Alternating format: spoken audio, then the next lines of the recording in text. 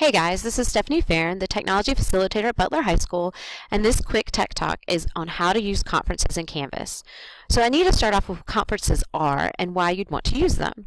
Have you ever needed to ask your teacher a question after school hours and not know how to contact them?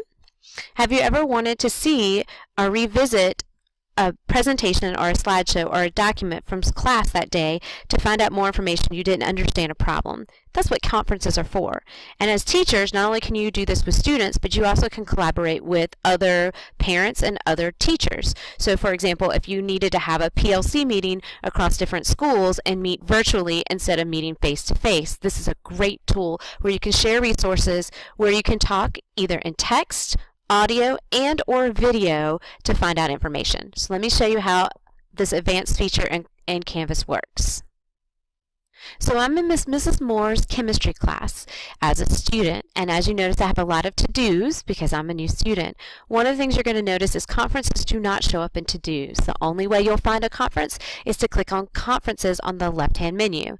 You can tell that there's a conference because it is no longer grayed out. It is black. So I can click on the word conference. So when I click on the word conference, I will see conferences that have happened. If they've concluded, I can review those. These conferences are recorded, so you can go back and watch them and listen to them again, or to look at the stream of what the teachers and the participants said. So that's a really, really great tool.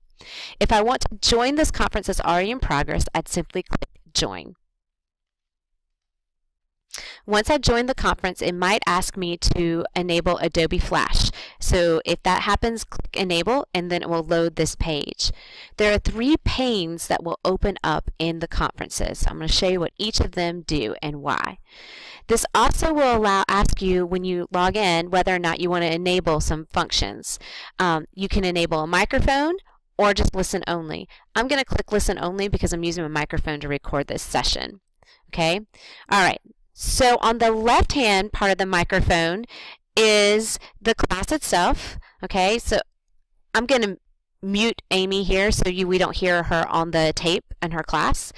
And then this is me, and I'm listening only, so you can tell that Miss Moore has video, which I can blow up and see, and audio, whereas I'm just listening. The middle part is not only the webcams and who is working. The middle part is the documents she can share with us. So if Miss Moore was sharing any type of presentation, document, or demonstrating something, you would see the mouse moving, and she's the one that can control this document.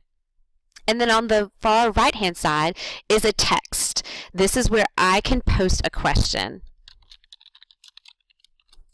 All right, so Miss Moore will see that I am now part of her in her conference. I might be interrupting her because she's teaching right now. She wants to use this conference so she can show you things that she's doing on the board as well as documents and give you notes. So you can talk to Miss Moore on the chat, and you can see other students that talk on the chat. You can see who's joined the users in the chat and how, okay?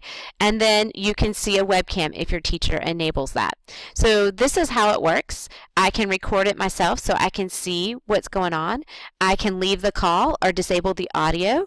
I can also add things. So if I had a webcam, I could also click this and enable a webcam as well. Since I'm on a desktop, my webcam is not there. When I'm ready to leave the conference, I can click the door out and log out of the conference.